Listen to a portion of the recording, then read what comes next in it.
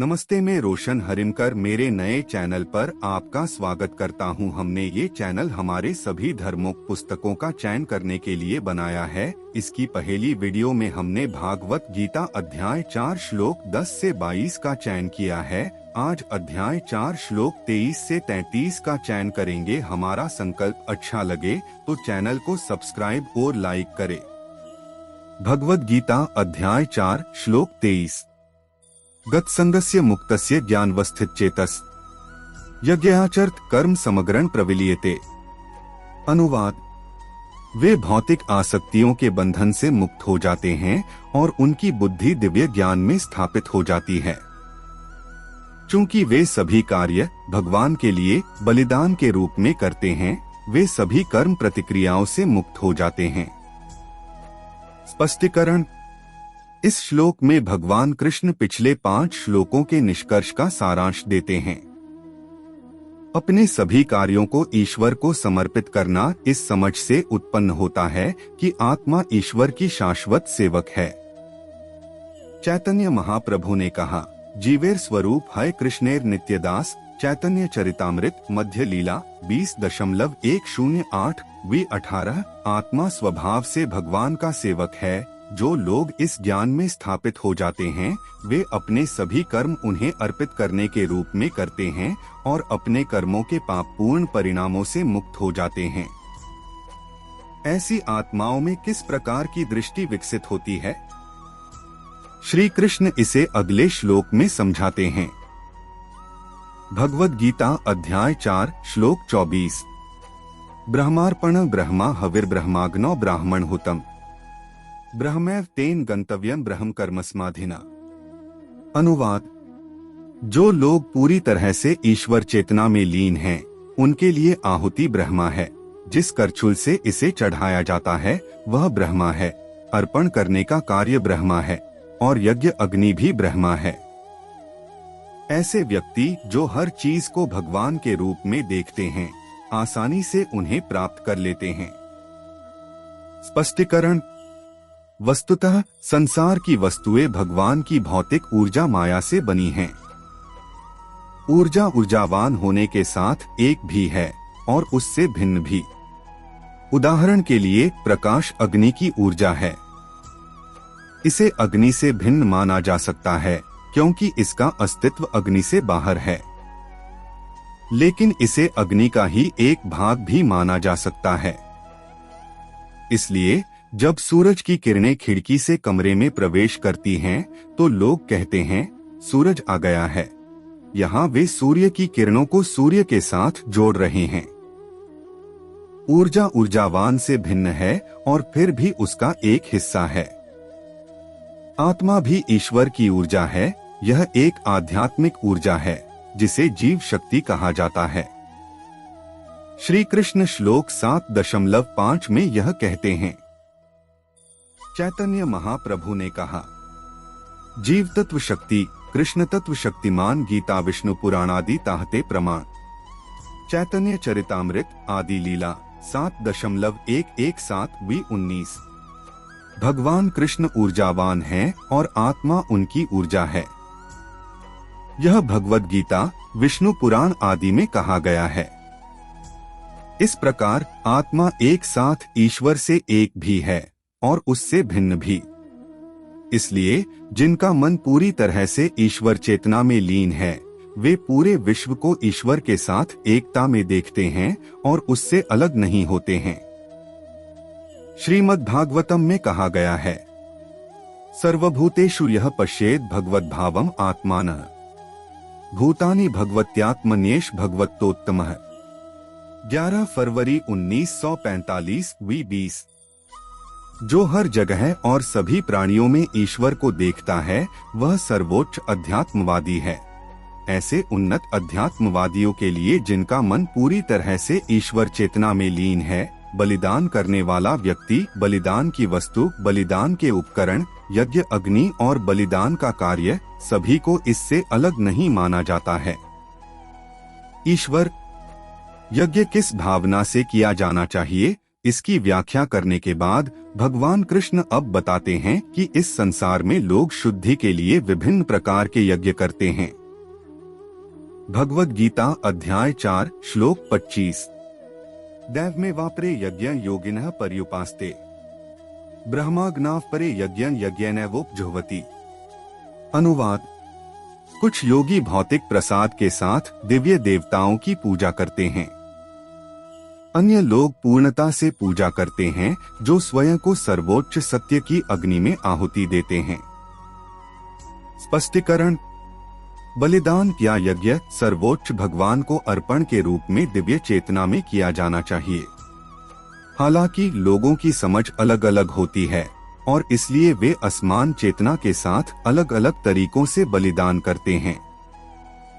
कम समझ वाले और भौतिक पुरस्कार चाहने वाले व्यक्ति दिव्य देवताओं को चढ़ावा चढ़ाते हैं। यज्ञ के अर्थ की गहरी समझ रखने वाले अन्य लोग स्वयं को सर्वोच्च के लिए बलिदान के रूप में प्रस्तुत करते हैं। इसे आत्मसमर्पण या आत्माहुति या किसी की आत्मा को भगवान को अर्पित करना कहा जाता है। योगी श्री कृष्ण प्रेम ने इसे बहुत अच्छी तरह से समझाया। धूल और शोर की इस दुनिया में जब भी कोई दिव्य प्रेम की लौ में आत्माहुति बनाता है तो एक विस्फोट होता है, जो अनुग्रह है, क्योंकि कोई भी सच्ची आत्माहुति कभी व्यर्थ नहीं जा सकती। लेकिन स्वयं को बलिदान के रूप में अर्पित करने की प्रक्रिया क्या है? यह स्वयं को पूर्ण रूप से ईश्वर के प्रति समर्पित करके किया जाता है। इस तरह के समर्पण के 6 पहलू हैं, जिन्हें श्लोक 18.66 में समझाया गया है। यहाँ श्री कृष्ण लोगों द्वारा किए जाने वाले विभिन्न प्रकार के यज्ञों के बारे में बताते रहते हैं। भगवद गीता अध्याय 4 श्लोक 26। श्रोत्रादीन इंद्रिय न्याय संयमाग्निषु जुह्वति शब्दादीन विषान्यान्य इंद्रियाग्निषु जुह्वति। अनुवाद: अन्य लोग श्रवण और अन्य इंद्रियों को संयम की यज्ञ अग्नि में अर्पित करते हैं। फिर भी अन्य लोग इंद्रियों की अग्नि में ध्वनि तथा इंद्रियों के अन्य विषयों की आहुति देते हैं। स्पष्टीकरण: आग अपने अंदर डाली गई चीजों की प्रकृति को बदल देती है। बाहरी अनुष्ठानिक वैदिक यज्ञों में यह भौतिक रूप से दी गई आहुतियों का उपभोग करता है। अध्यात्म के आंतरिक अभ्यास में अग्नि प्रतीकात्मक है। आत्मानुशासन की अग्नि इंद्रियों की इच्छाओं को जला देती है। यहाँ श्री कृष्ण आध्यात्मिक उन्नति के 2 बिल्कुल विपरीत दृष्टिकोणों के बीच अंतर करते हैं। एक इंद्रियों के निषेध का मार्ग है, जिसका पालन हठ योग के अभ्यास में किया जाता है। इस प्रकार के यज्ञ में शरीर के रखरखाव को छोड़कर इंद्रियों के कार्यों को निलंबित कर दिया जाता है। इच्छा शक्ति के बल पर मन को इंद्रियों से पूरी तरह हटाकर अंतर्मुखी बना दिया जाता है। इसके विपरीत भक्ति योग का अभ्यास है। इस दूसरे प्रकार के यज्ञ में इंद्रियों को सृष्टिकर्ता की महिमा का दर्शन कराया जाता है, जो उसकी रचना के प्रत्येक परमाणु में प्रकट होती है। इंद्रियां अब भौतिक आनंद के साधन बनकर नहीं रह गईं, बल्कि वे हर चीज में ईश्वर को देखने के लिए उदात्त हो जाते हैं। श्लोक 7.8 में श्री कृष्ण कहते हैं, रसोह अप्सु कौन्तेय अर्जुन, मुझे जल में स्वाद के रूप में जानो। तदनुसार भक्ति योगी अपनी सभी इंद्रियों के माध्यम से भगवान को देखने का अभ्यास करते हैं। जो कुछ भी वे देखते हैं, सुनते हैं, चखते हैं, महसूस करते हैं और सूंघते हैं। भक्ति का यह यज्ञ हठ योग के मार्ग से भी सरल है। इसे निष्पादित करना आनंददायक है और इसमें पथ से पतन का जोखिम भी कम होता है। यदि कोई साइकिल चला रहा है और आगे की गति को रोकने के लिए ब्रेक दबाता है तो वह अस्थिर स्थिति में होगा, लेकिन यदि साइकिल चालक बस हैंडल को बाईं या दाईं ओर घुमाता है तो साइकिल बहुत आसानी से अपनी आगे की गति को रोक देगी और फिर भी बनी रहेगी स्थिर रूप से संतुलित। भगवद गीता अध्याय 4 श्लोक 27। सर्वनिंद्रिय कर्माणि प्राण कर्माणि चापरे आत्मसंयमयोगाग्नौ जुह्वति ज्ञान दीपिते। अनुवाद: कुछ लोग ज्ञान से प्रेरित होकर अपनी सभी इंद्रियों के कार्यों और अपनी जीवन ऊर्जा को नियंत्रित मन की अग्नि में अर्पित कर देते हैं। स्पष्टीकरण: कुछ योगी ऐसे हैं जो विवेक या ज्ञान योग के मार्ग का अनुसरण करते हैं और अपनी इंद्रियों को संसार से दूर करने के लिए ज्ञान की सहायता लेते हैं, जबकि हठ योगी क्रूर इच्छा शक्ति के साथ इंद्रियों को नियंत्रित करने का प्रयास करते हैं। ज्ञान योगी ज्ञान के आधार पर भेदभाव के बार बार अभ्यास के साथ उसी लक्ष्य को पूरा करते हैं। वे दुनिया की मायावी प्रकृति और शरीर, मन, बुद्धि और अहंकार से अलग स्वयं की पहचान पर गहन चिंतन में संलग्न हैं। इंद्रियां संसार से हट जाती हैं और मन आत्मध्यान में लग जाता है। लक्ष्य व्यावहारिक रूप से आत्मज्ञान में स्थित होना है, इस धारणा में कि स्वयं सर्वोच्च परम वास्तविकता के समान है। चिंतन में सहायता के रूप में वे सूक्तियों का जाप करते हैं, जैसे तत्वमसी मैं वह हूँ, छांदोग्य उपनिषद 6 अगस्त 2007 B21 और अहं ब्रह्मास्मि मैं सर्वोच्च इकाई हूँ, बृहदारण्यक उपनिषद 1 अप्रैल 2010 B22। ज्ञान योग का अभ्यास एक बहुत ही कठिन मार्ग है, जिसके लिए बहुत दृढ़ और प्रशिक्षित बुद्धि की आवश्यकता होती है। श्रीमद् भागवत 11.20.7 में कहा गया है, निर्वाण ज्ञान योग है। V23 ज्ञान योग के अभ्यास में सफलता केवल उन लोगों के लिए संभव है जो त्याग के उन्नत चरण पर हैं। भगवद गीता अध्याय 4 श्लोक 28। द्रव्ययज्ञस्तपोयज्ञ योग्यज्ञस्तथा प्रे स्वाध्याय ज्ञानयज्ञाश्च यतये संस्थितव्रता। अनुवाद: कुछ लोग अपने धन को बलिदान के रूप में अर्पित करते हैं, जबकि अन्य लोग कठोर तपस्या को बलिदान के रूप में प्रस्तुत करते हैं। कुछ लोग योगाभ्यास के 8 गुना पथ का अभ्यास करते हैं और फिर भी अन्य लोग शास्त्रों का अध्ययन करते हैं और सख्त व्रतों का पालन करते हुए बलिदान के रूप में ज्ञान विकसित करते हैं। स्पष्टीकरण: मनुष्य अपने स्वभाव, प्रेरणा, गतिविधियों, व्यवसायों, आकांक्षाओं और संस्कारों, पिछले जन्मों से आगे बढ़ने वाली प्रवृत्ति में एक दूसरे से भिन्न होते हैं। श्री कृष्ण अर्जुन को यह समझाते हैं कि बलिदान सैकड़ों रूप ले सकते हैं, लेकिन जब वे भगवान को समर्पित होते हैं तो वे मन और इंद्रियों की शुद्धि और आत्मा की उन्नति का साधन बन जाते हैं। इस श्लोक में उन्होंने 3 ऐसे यज्ञों का उल्लेख किया है जिन्हें किया जा सकता है। द्रव्य यज्ञ ऐसे लोग भी हैं जिनका झुकाव धन कमाने और उसे दैवीय कार्यों के लिए दान में देने का होता है। यद्यपि वे बड़े और जटिल व्यावसायिक प्रयासों में संलग्न हो सकते हैं, फिर भी उनकी आंतरिक प्रेरणा अपने द्वारा अर्जित धन से भगवान की सेवा करने की रहती है। इस प्रकार वे धन कमाने की अपनी प्रवृत्ति को भगवान की भक्ति में बलिदान के रूप में अर्पित करते हैं। ब्रिटिश उपदेशक और मेथोडिस्ट चर्च के संस्थापक जॉन वेस्ले अपने अनुयायियों को निर्देश देते थे, आप जो कुछ भी कर सकते हैं करें, आप जो कुछ भी बचा सकते हैं उसे बचाएं, आप सब दे सकते हैं। योग यज्ञ भारतीय दर्शन में योग दर्शन 6 विद्वान संतों द्वारा लिखे गए 6 दार्शनिक ग्रंथों में से एक है।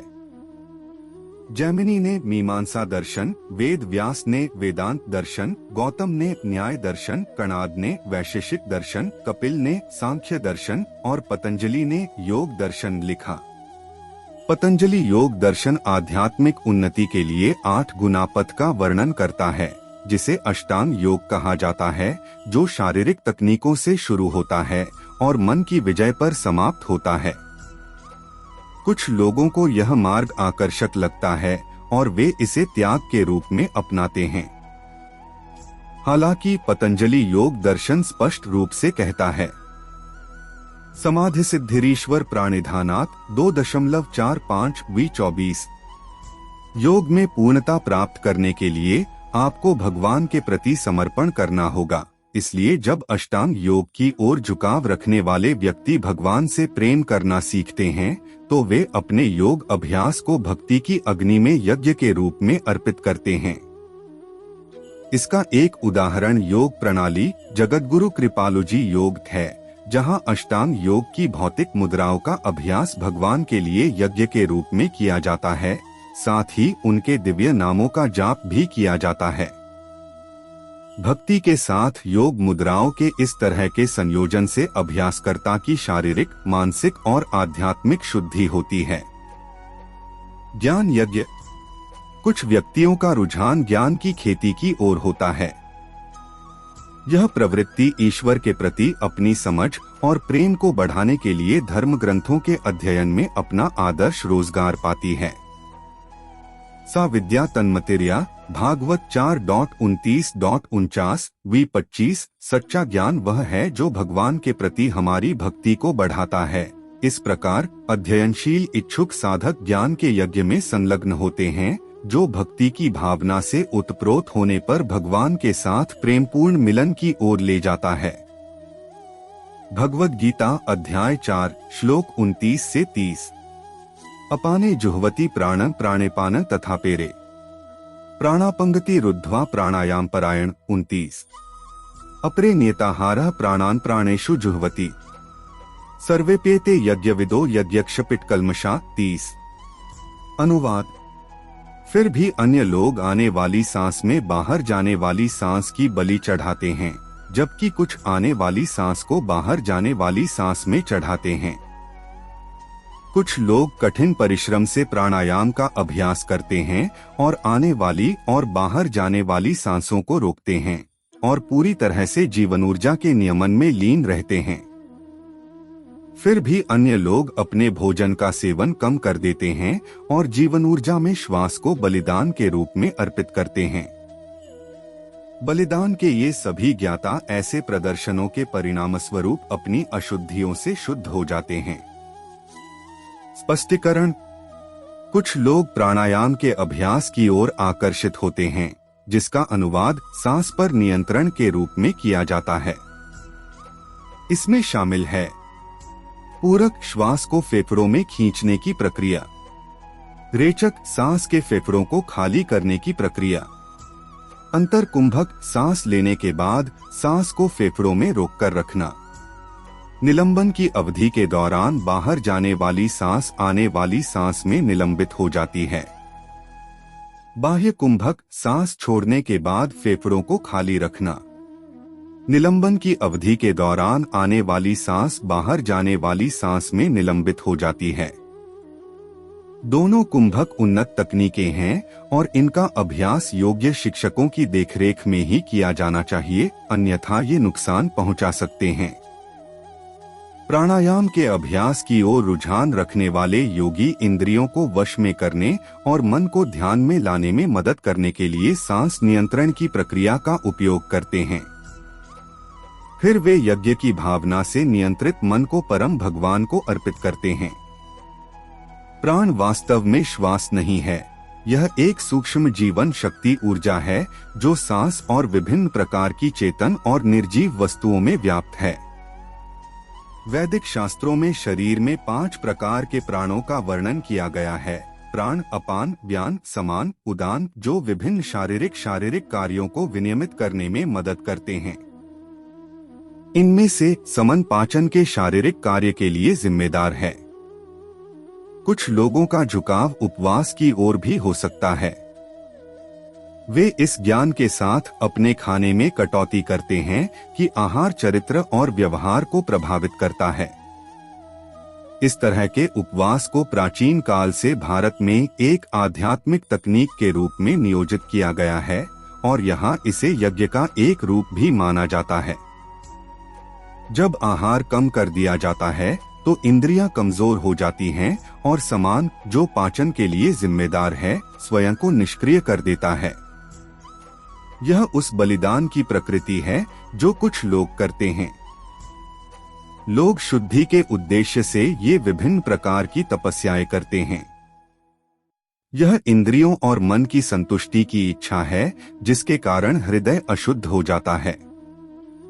इन सभी तपस्याओं का उद्देश्य भौतिक वस्तुओं में आनंद खोजने की इंद्रियों और मन की प्राकृतिक प्रवृत्ति को कम करना है। जब इन तपस्याओं को सर्वोच्च बलिदान के रूप में किया जाता है तो उनके परिणाम स्वरूप हृदय की शुद्धि होती है। जैसा कि पहले उल्लेख किया गया है, हृदय शब्द का प्रयोग अक्सर मन और बुद्धि की आंतरिक मशीनरी को संदर्भित करने के लिए किया जाता है। भगवद गीता अध्याय 4 श्लोक 31। यज्ञशिष्टामृत भुजो यान्ति ब्रह्मा सनातन नाय लोकोस्त्ययज्ञस्य कुतोन्यः कुरु सत्तम। अनुवाद: जो लोग बलिदान के रहस्य को जानते हैं और इसमें संलग्न होते हैं, अमृत के समान इसके अवशेषों का सेवन करते हैं, वे परम सत्य की ओर बढ़ते हैं। हे कौरवश्रेष्ठ, जो लोग यज्ञ नहीं करते उन्हें न तो इस लोक में और न ही परलोक में कोई सुख मिलता है।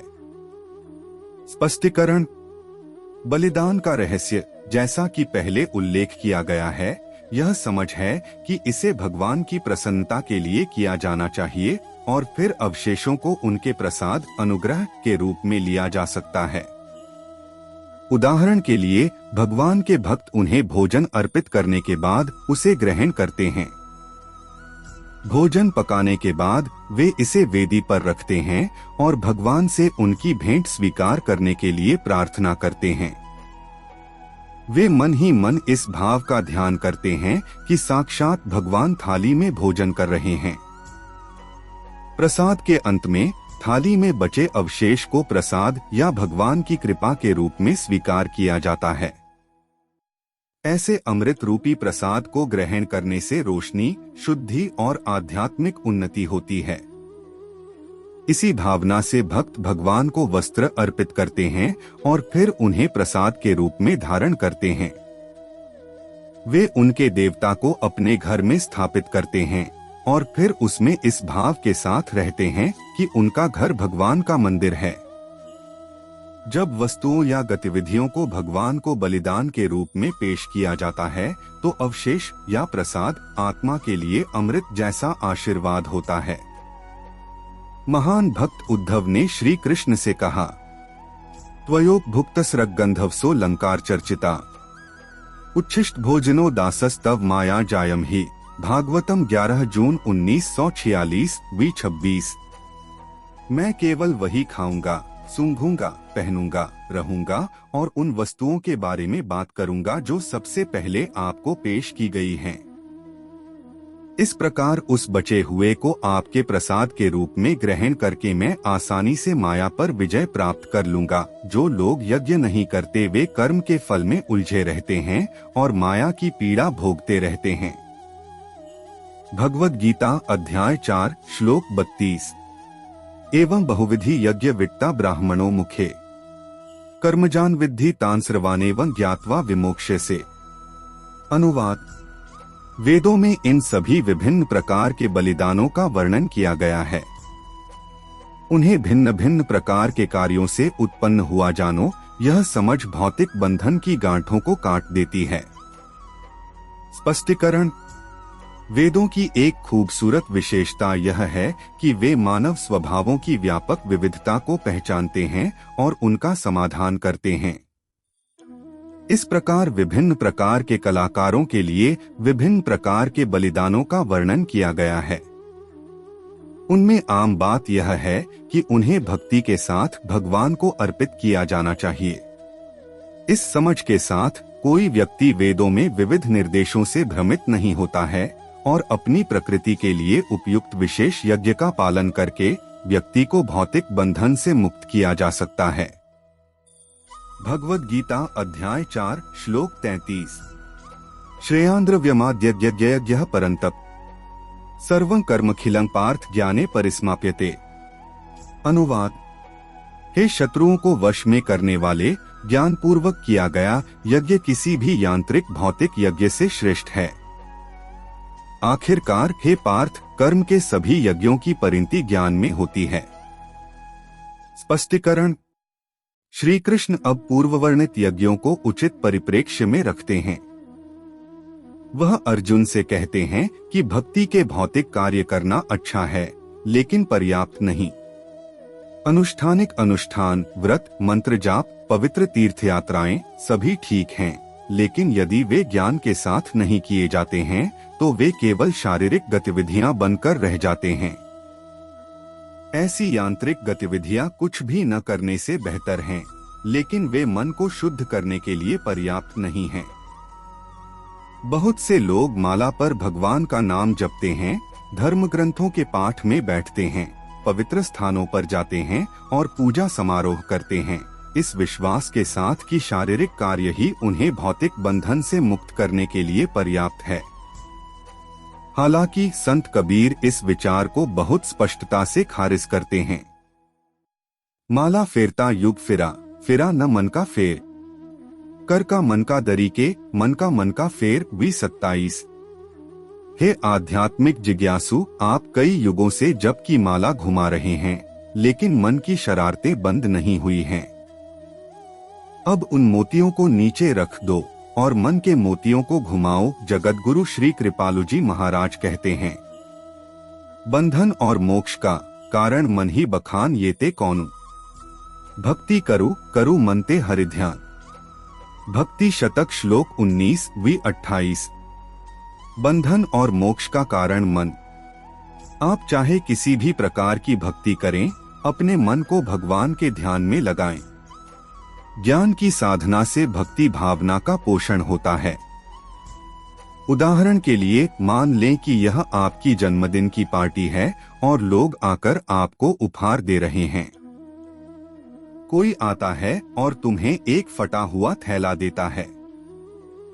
आप इसे तिरस्कार पूर्वक देखते हैं, सोचते हैं कि यह आपको प्राप्त अन्य अद्भुत उपहारों की तुलना में महत्वहीन है।